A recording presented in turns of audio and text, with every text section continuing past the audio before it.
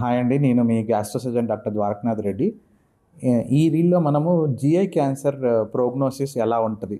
So, GI cancer వస్తే ఖచ్చితంగా చాలా మందికి ఒక అపోహ ఉంది. క్యాన్సర్ అంటే ఇంకా అల్టిమేట్‌గా స్టేజ్ 4 అని, చాలా సంవత్సరాలు బతకలేమని అలా భయాలు, అపోహలుంటాయి.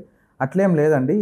మన పై రీల్‌లో చెప్పినట్టు ఈ వార్నింగ్ సింప్టమ్స్ ఉన్నప్పుడే మీరు రాగలిగితే మనము దానికి సంబంధించిన tests కొన్నున్నాయి.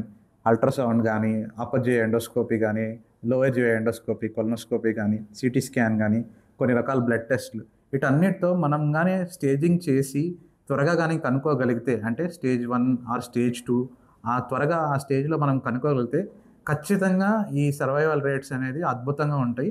So, because of recent advances, అంటే సర్జికల్ అప్రోచెసే గాదు, సర్జరీ యొక్క రీసెంట్ అడ్వాన్సెసే కాకుండా మెడికల్ ఆంకాలజీ, రేడియేషన్ ఆంకాలజీ వీటన్నిటి వల్ల మల్టీ డిసిప్లినరీ ఎఫర్ట్స్ వల్ల ఈ జీఐ క్యాన్సర్‌ని మనం త్వరగా డయాగ్నోస్ చేయగలిగితే అద్భుతమైన ప్రోగ్నోసిస్ ఉంటది.